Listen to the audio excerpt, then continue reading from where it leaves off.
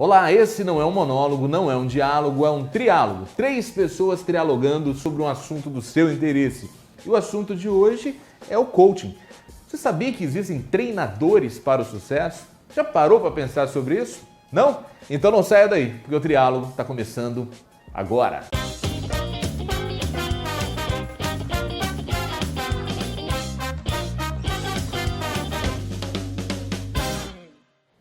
Coaching é um dos termos mais buscados no Google, nas redes sociais. Diversos profissionais dessa área compartilham conhecimentos, provocam reflexões, desafiam crenças limitantes. E para a gente entender um pouquinho mais sobre o universo do coaching, eu trouxe aqui 2 profissionais extremamente renomados: Helder Amarante e Andréa Cardone.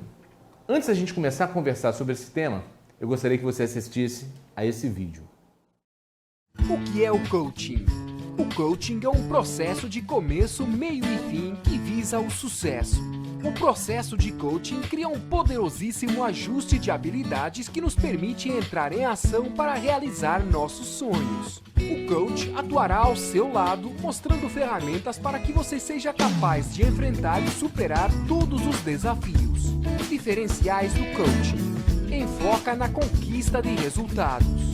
Não se atém às causas dos problemas, mas em como superá-los. Mede os resultados atingidos de forma concreta e tangível. Propõe uma jornada de aprendizagem e autoconhecimento para atingir seus objetivos. O que é o coach? Coach é um profissional com base teórica sólida sobre comportamento humano e sabe lidar com todas as formas de construção de pensamentos e ações de uma pessoa que está em busca de crescimento pessoal e profissional. Áreas de atuação: pessoal, carreira, finanças, saúde, negócios, esportes e relacionamentos. Benefícios e vantagens: aumente a sua performance. Resolva seus problemas e realize seus sonhos. Acesse poderosos recursos emocionais. Melhore a sua capacidade para produzir resultados. Desenvolva autoconfiança, autoestima, segurança e motivação. Então, o vídeo define bem o que é o coaching? Sim. Na minha opinião, tá bem descrito de maneira resumida. Teria alguma questão a acrescentar que o vídeo ainda não trouxe ou está de bom tamanho ali? De momento eu não lembro de nada. Em termos conceituais, ele faz uma boa explicação para quem não conhece, quem não passou pelo processo, ele dá uma boa explicação para a gente. Eu adicionaria uma coisa que vale muito a pena enfatizar quando a gente está falando de coaching. Muitas pessoas confundem coaching com terapia. Né? E o que eu penso que vale a pena enfatizar é que a terapia ela trabalha o passado com foco no presente da pessoa. E o coaching trabalha o presente com foco no futuro. Essa distinção faz com que a terapia e o coaching entre cada qual o seu momento quando há demanda, sem trazer confusão, porque tem muita gente misturando as metodologias. E creio que também existe a questão de que na terapia muitas vezes você ouve uma resposta para o seu problema, né? E no coaching eu acredito que você é forçado a se ouvir, né? Você é convidado a se ouvir, né, Fábio? O que acontece com o coaching é que nós trabalhamos basicamente com perguntas. E vamos, através dessas perguntas, orientando os nossos clientes. Eu vou fazer com que você viaje dentro das suas próprias explicações, significados, estratégias mentais, para poder achar uma nova forma de lidar, de repente, com a mesma realidade, sem mudar nenhum significado, ou até ressignificando o que você estava vivendo. Por que as pessoas têm tanta dificuldade em se ouvir? Por que elas precisam de uma pessoa externa para poder descobrir uma resposta que já está dentro delas? A minha definição pessoal para isso, a principal talvez seja a rotina do dia a dia. Nós temos uma tendência de nos automatizarmos tanto diante dos estímulos que nós temos dentro de casa, no trabalho, na vida social, nos estudos, para quem estuda, que essa rotina faz com que a gente comece a colocar panos pretos que obstruem a nossa visão, nos torna um pouco míopes sobre as nossas fraquezas, as oportunidades de melhoria que nós temos. E aí, quando nós manifestamos um padrão, um determinado padrão comportamental, e o que é um padrão? É tudo aquilo que a gente repete da mesma maneira, 2 vezes ou mais, diante de um mesmo estímulo. Quando nós ativamos um determinado padrão comportamental, nós com frequência deixamos de nos perguntar de onde veio isso, onde que eu aprendi isso, o que eu estou repetindo, sustenta, e por que eu estou repetindo, né? Então, a minha definição é essa rotina do dia a dia, essa correria, essa pressão por resultados, para a maioria das pessoas nos coloca nessa condição de não nos ouvirmos tanto. Tem alguma questão que as pessoas repetem cotidianamente sem se repetir, que você gostaria de lembrar para as pessoas, só para a gente ilustrar bem? Faz a pergunta melhor. Repetem sem se repetir. Que a gente está falando sobre a questão desses padrões. Uhum. Que as pessoas elas mergulham no padrão, passam a repetir sem se questionar. Uhum. Qual seria um interessante para quem está em casa perceber? Que ela também faz? Eu adoro. O outro é responsável pelo que está acontecendo comigo. Eu não sou.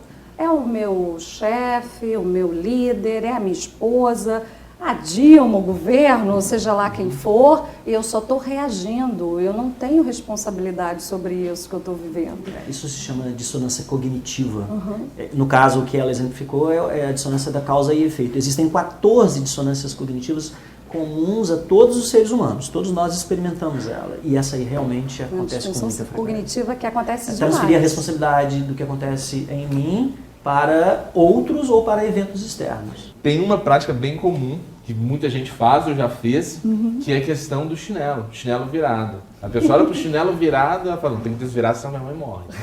A mãe da pessoa morreu tem 10 anos, vai que morre de novo, né? Que é uma questão comum. Isso que você está descrevendo faz parte do nosso sistema de crenças, que nada tem a ver com religiosidade, tem a ver com o que eu acredito. O que eu acredito vai ter uma consequência no meu comportamento, vai ter uma consequência em tudo que eu vivo como evento na vida. Então, quando você trabalha com coach que mexe com o sistema de crenças, você vai ter é como um dominó, né, Helder? Sim. Você mexe em uma, ele faz assim. Às vezes isso vai reverberar uma coisa que você nem imaginava que podia acontecer. E você fala, caramba, só porque eu mexi aqui, isso está tendo um comportamento lá. Um exemplo muito corriqueiro é o autocrítico. Você mexe com o sistema, né? Você fica se culpando, né? Então, você mexendo com esse sistema de autocrítica, com essa crença que faz com que você tem que ser perfeito, por exemplo, você começa a relaxar e ver que pequenos detalhes que pressionavam tanto o seu dia a dia, desapareceram. E nem sempre estavam no foco do seu processo de coaching, mas vai... Se você me permite adicionar uma coisa, né? A gente brinca muito falando sobre a síndrome de Gabriela. Eu nasci assim, eu vou ser assim, eu morri assim, alguma coisa parecida com isso. Mas é importante enfatizar que cada comportamento que nós manifestamos é dirigido por uma ou mais crenças. Os comportamentos eles estão em níveis inferiores. Então, eu só faço o que eu faço porque tem uma crença dirigindo esse comportamento. E se o que eu faço não me agrada ou afeta o meio onde eu estou inserido, basta mudar a crença. A gente muda a crença ao longo da nossa vida. Todos nós fazemos isso naturalmente. Agora, tem coisas que as pessoas acreditam que não é possível mudar o que ela acredita sobre. Então, há um sistema elaborado dirigindo aquilo que pode ser desfeito. E o processo de coaching ele é estruturado para facilitar essa mudança junto às pessoas. O que aproximou você, no teu caso, o que te aproximou do universo do coaching? O que me aproximou do universo do coaching, eu sempre estudei o ser humano. Passei pela faculdade de psicologia, filosofia, estudei várias abordagens e eu queria algo onde eu participasse, mas não impusesse nada. O certo, o errado, é assim, é assado. E o coaching não tem não é sobre o coach. Um processo de coaching é sempre sobre o coach. E isso que me aproximou. Na hora em que eu fiz um processo de coaching que mexeu comigo, eu falei, que fantástico, ele não disse que eu estava certa, que eu estava errada, ele só mostrou o que eu sabia sobre mim. Eu falei, eu quero fazer isso, eu quero ser assim, desse jeito.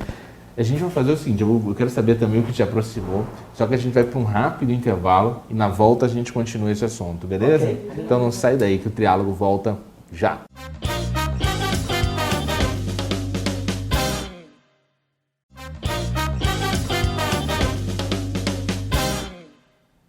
Estamos de volta com o Triálogo, que nessa edição está trialogando sobre o coaching. A gente tem 2 profissionais referências aqui no estado e também no Brasil, né? Helder Amarante e Andréia Cardone. Não é Nardone não, né? Porque eu já ia imaginar que tivesse uma janela aqui e eu não ficar preocupado. Mas é o seguinte, eu perguntei o que te aproximou do coaching no último bloco, quero saber o que te aproximou, Helder. De maneira bem resumida, Fábio, em 1995 eu passei por um treinamento de alto impacto de 3 dias, em que eles desmontam a gente em 3 dias e montam no último dia. Qual é o treinamento? Um treinamento chamado Leader Training, e que era só um no Brasil, hoje em dia tem mais de 50, cada um desenvolveu sua metodologia. Então, hoje eu não sei se eu indicaria pessoas, eu teria que conhecer muito bem o formato. Mas quando eu descobri aquela metodologia que fez muito sentido para mim, eu percebi que as pessoas podiam ser mudadas de maneira muito mais simples do que eu vinha mudando até então, né? E eu quero trabalhar com isso. E aí eu fui primeiro para a programação neurolinguística para ajudar pessoas em processos de mudança, basicamente mudanças emocionais. Então o que eu fazia era uma terapia holística usando programação neurolinguística, hipnose, terapia da linha do tempo, uma série de terapias, de processos de mudança baseados nessas linhas. O dia que eu descobri o coaching, em que eu percebi que o que a gente conversa durante a sessão é imediatamente transformado em tarefas que a pessoa leva para a vida dela, leva para o lado de fora da sessão e necessariamente vai colocar aquilo em prática, ou seja, o coaching possibilita que o cliente ele tire da mente e coloque no músculo o que ele descobriu sobre si mesmo durante a sessão. Ao passo que a terapia ela pode provocar a descoberta, mas não tem um vínculo que o coloque na condição de praticar aquilo no dia a dia. Ele pode praticar ou não. É claro que há o momento da terapia, há a utilidade inegável da terapia e há a oportunidade do coaching. Então, ao aplicar coaching nos meus clientes que estavam passando por processos de terapia holística, eu comecei a ver resultados muito mais rápidos nos clientes. Os clientes começaram a conquistar coisas no seu dia a dia por conta dessas atividades garantidas que o coaching presume, né? Que o coaching prevê que ocorra após as sessões. Então foi aí que eu acabei por aumentar a minha agenda de clientes de coaching, reduzir a minha agenda de clientes de terapia holística. E hoje em dia o coaching, eu percebo que, tirando as exceções de traumas muito fortes, violência física, violência sexual, memórias muito fortes de infância, tirando estes casos, eu penso que o coaching ele funciona de maneira mais efetiva para a maioria das demandas que as pessoas apresentam no dia a dia. Quais são as demandas que chegam? Qual o perfil das pessoas que procuram coaching? Vamos lá. Na tua experiência? Na minha experiência, de pessoas que trabalham comigo. Eu trabalho com executivos e eles têm uma demanda enorme porque eles vivem sob pressão e adaptação, né? Se você pensar que hoje um gestor ele tem que apresentar resultado para a empresa, ele tem que engajar a equipe e ele tem que se autorrealizar com aquilo que ele está fazendo. Só isso. É diferente de um liderado, de um colaborador, que, por exemplo, se eu estiver fazendo parte de uma equipe, eu tenho que pensar na minha autorrealização e no resultado da empresa. Ali não. O líder, ele sofre pressão de todos os lados possíveis, fora o interno, que são as autocobranças, aquilo que ele tem de competitividade. Nós estamos num meio muito competitivo, né? Então, o que surge mais para mim? É exatamente isso, conseguir dar conta do resultado que a empresa espera e da minha autorrealização, atingindo esse resultado. No executivo é o que eu encontro mais. No coaching de vida, aí você vai abrir esse leque em outras possibilidades. Existem pessoas que estão buscando uma realização com um parceiro, existem pessoas... Aprovação em concurso, né? Existem pessoas que estão buscando a carreira, que é um outro tipo de coaching, que aí seria o lado do concurso, está começando a vida e não é um teste vocacional, Sim. sabe? Eu tenho uma ideia do que eu quero, mas ainda não cheguei lá. É traçar estratégia, né, também. Exatamente. Encontrar essa estratégia. E o perfil dos seus clientes? Dos meus clientes. A minha abordagem também é de coaching executivo. Eu acabei sendo bastante reconhecido aqui por secretários do governo estadual e municipal. Um primeiro passou por um processo comigo há cerca de 4 anos atrás, 5 anos, e comentou com outro. Isso se ramificou tanto nesse contexto, né, governamental, como também em pessoas que têm empresas. Então são outros que sofrem pouca pressão, né? Que é secretário de Estado. Pressões absurdas. E aliado isso ainda, a imagem que essas pessoas acreditam que tem que passar o tempo todo sobre a função que elas exercem. Sim. Então, por exemplo, muitos me procuram porque tem a garantia da confidencialidade, porque um já fez e falou, não, pode ir lá e pode abrir sua vida para o cara, que ele vai te ajudar a resolver essa questão e ele vai guardar, nem vai dizer que você foi seu cliente, foi cliente dele. Então, esse perfil é de pessoas que estão buscando principalmente melhorar a assertividade, né? Não a assertividade distorcida que muitas pessoas acreditam, Sim. que é a capacidade de acertar mais. Mas muitas pessoas acham que a assertividade é isso. Eu sempre enfatizo. É questão até de ortografia, né? Exatamente, exatamente. E nem existe a assertividade com C, seguindo a palavra acerto, né? Mas a assertividade no sentido de encontrar o equilíbrio entre o comportamento passivo e o comportamento agressivo, de saber dizer a coisa certa, na hora certa, para a pessoa certa e da maneira certa. Sim. Então, muitos procuram o desenvolvimento de assertividade, de resiliência, que é a capacidade de reagir o mais rápido possível a eventos de pressão. Né? Então, quando a pessoa é submetida à pressão, quanto mais rápido ela reage, reergue-se. Voltar ao prumo. Voltar ao prumo, né? Resiliência. E também a capacidade de iniciar, desenvolver e concluir atividades. Porque muitas pessoas são especialistas em planejarem suas vidas, mas não sabem tocar aquele planejamento, não sabem chegar ao fim. É um desperdício, né? Boas ideias não realizadas é pior que uma ideia ruim realizada. Com certeza. Qual a formação necessária para uma pessoa se autodeterminar, autodesignar coach? Pois é, existem vários cursos que apresentam isso. O cuidado que você deve ter na carga horária, ver qual foram o resultado que os alunos conseguiram com isso.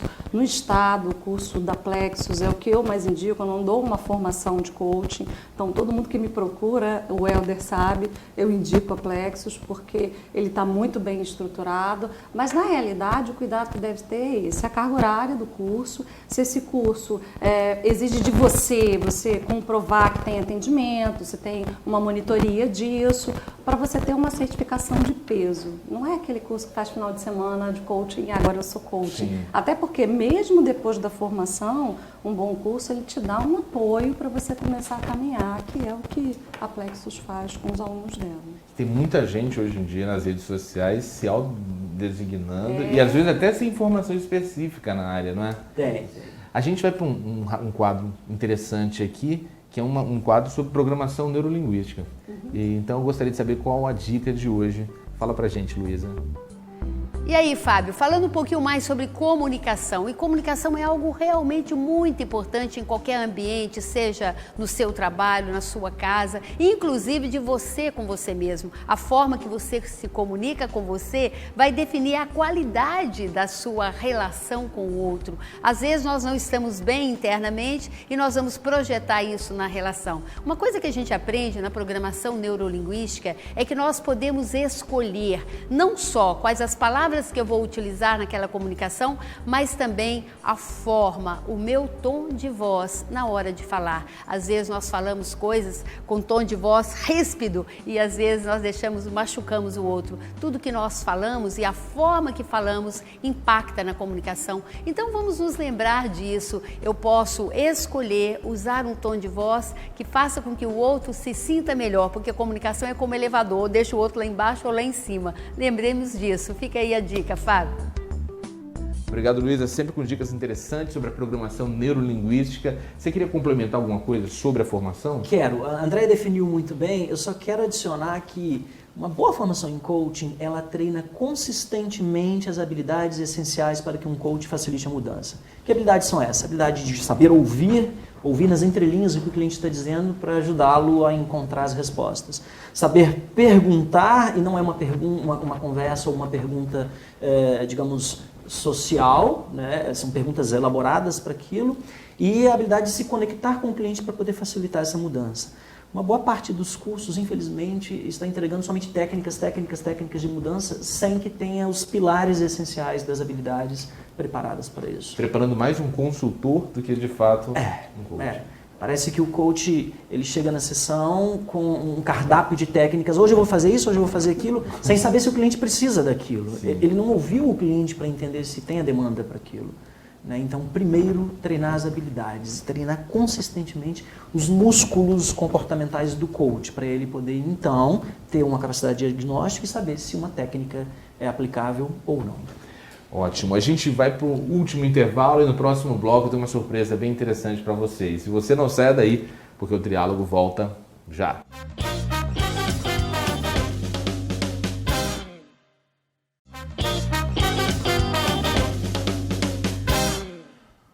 Estamos de volta com o Triálogo, que nessa edição trialogou sobre o coaching. Eu trouxe 2 profissionais aqui extremamente competentes, Helder Amarantes e também André Cardone. Nesse bloco é um momento da melhor de 3 que começa agora.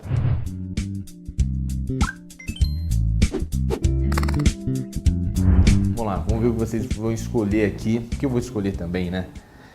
John Grinder, Milton Erickson ou Fábio Puentes? John Grinder. Milton Erickson. Por quê? John Grinder, na linha do coaching, ele trabalha mais a questão da cognição objetiva do que a abordagem subjetiva de Milton Erickson, no caso. E como o coaching trabalha a objetividade a partir da desconstrução da subjetividade, a minha escolha se justifica por isso. Eu vou pegar um gancho na explicação dele, justamente pela desconstrução na subjetividade, que é a parte que eu sou mais apaixonada, que você consegue... Eu fico com o Fábio Puentes, que é um belíssimo hipnólogo, que faz shows maravilhosos, faz as pessoas comerem cebola, uma coisa que é importante pra vida, né? O cara ser humilhado no palco. Ah, que bom, né? Principalmente pra quem não gosta de comer cebola. Próximo. Bernardinho, Felipão ou Joel Santana? Eles são coaches também, né? Eles treinam equipes. Bernardinho. Por quê? Capacidade de extrair o melhor da equipe quando é necessário e de fazer coaching quando é essencial. O que as pessoas veem do Bernardinho na quadra, na atuação dele, não é o Bernardinho nos bastidores facilitando mudanças dos seus jogadores. Ele é um autêntico coach quando ele está fora da quadra e extrai o melhor quando está na quadra. Eu também fico com o Bernardinho pelo aspecto provocativo dele. E um coach, ele provoca o seu coach. E ele faz isso com muita maestria, conseguindo os resultados que eu não preciso falar, né? Os resultados falam por ele mesmo. Eu fico com o Joel Santana pela característica de poliglota, né? Control the match by keep playing the left, the right, in the middle. O cara que domina tantos idiomas merece a consideração nesse momento. Um perfeito ele tem. Vamos lá. Hipnose, meditação ou Rivotril? Hipnose. Por quê? Hipnose, porque a partir de um bom diagnóstico, e aí eu abraço o Milton e aperto ele, a partir de um bom diagnóstico, uma boa intervenção com hipnose pode chegar na causa e desfazer muitos efeitos. Um profissional competente. A hipnose também. Eu acho que a hipnose ela tem um alcance tão além de tudo que eu já estudei, já experimentei, que eu fico com a hipnose, porque ela alcança dentro de você espaços inimagináveis. Eu fico em hipnose também e faço um convite a você. Você que pensa que hipnose é aquilo que você viu lá no programa do Gugu, que não tem nada a ver. Entende? É algo muito maior e vale o estudo, vale a curiosidade. Próximo, ainda nessa grandes coaches, Capitão Nascimento, Capitão América ou Capitão Gay? Capitão Gay. Por quê? Porque ele é livre, ele é mais divertido. E eu acho que não é porque você está num processo de transformação que precisa ser sério, pesado, sofrido. Capitão Gay. Acredite se quiser, eu não assisti o filme do Capitão Nascimento, apesar de ter essa vontade. Mas eu fico com o Capitão América. Principalmente pelos princípios éticos de fazer a coisa certa, de andar com retidão, né, de defender a pátria, de lutar pelo bem do povo, principalmente por isso. Fico com o Capitão Nascimento porque ninguém vai subir. Não vai subir ninguém! Agora é uma questão mais erudita. Desculpa, eu não havia combinado com vocês, mas requer mais erudição. Cuidado com o que vem aí. Que medo. Que medo. Odete Reutemann, Nazaré Tedesco ou Paola Bracho? Bem erudito, né? Muito erudito. Eu acho que é o momento de erudição do programa, né? Reutemann. Odete Reutemann. Porque ela era muito maquiavélica, né? Eu acho que eu fico com ela. Bem construída. Elaboradíssima, né? Então eu fico com Odete. Eu fico também com Odete Reutemann, porque o coach, assim, caricaturizando um pouco, ele é um Maquiavel do bem, né? Que provoca o cliente a confrontar-se com si mesmo e buscar a mudança. Nazaré Tedesco, pela simpatia que ela tinha com os destilados. Então, para você. E então, eu quero agradecer imensamente a vocês, passaram dignamente pela melhor de 3 e que falaram o seguinte: se uma pessoa que está nos assistindo agora e ela tem um interesse em vir a cursar um coach, aqui dentro do estado ela pode procurar o que, como e quando? Bem, lá na Plexus nós temos uma das primeiras, na verdade nós somos a segunda formação em coaching do Espírito Santo, nós já estamos indo para a 20ª turma em parceria com o Indesp aqui, e nós levamos o coaching muito a sério, muito a sério. A nossa pegada é qualidade e não quantidade de alunos. Então nós, ao longo do tempo, baseado no estudo de várias abordagens de coaching, nós criamos uma abordagem que é fácil de ser transferida para os alunos e de ser aplicada no dia seguinte após o curso. A gente tem alguma previsão de turma? Temos. Agora no final de março nós teremos uma turma. O final de março vai ser no norte do estado, em São Mateus, mas em abril nós teremos uma turma aqui em Vitória. Basta entrar em contato ou com a gente da Plex ou com o pessoal lá do Indesp, que todos serão muito bem-vindos. A nossa metodologia possui grandes diferenciais. Vou te procurar lá, hein? Fique à vontade, você é muito bem-vindo também. Valeu, André. Obrigado pelo Obrigadão convite, mesmo. Fábio. Obrigado, André. Obrigadão mesmo. E eu agradeço a sua atenção, a sua audiência. Na próxima semana tem um programa novinho para você na segunda-feira. Depois a gente reprisa ao longo da semana para você poder falar para os seus amigos e outras pessoas poderem ter acesso a esse conteúdo também. Eu agradeço também a galera de Colatina, de Linhares, de São Mateus, de Guarapari, que está acompanhando a gente. A gente está bem feliz com esse resultado. E se você quer ajudar a gente, vai lá na nossa página, facebook.com/triálogo na TV. Deixa uma curtida lá e a sua dica. Quem você gostaria que fosse entrevistado do Triálogo? Que assunto você gostaria que a gente tratasse aqui? Se você pegou esse programa pela metade e está querendo saber o que aconteceu antes de você chegar, não tem problema nenhum. Você vai na página imagem.tv.br/triálogo, que lá tem essa edição na íntegra e todas as outras que a gente fez. Eu vou embora agora e volto numa próxima edição. Forte abraço e até!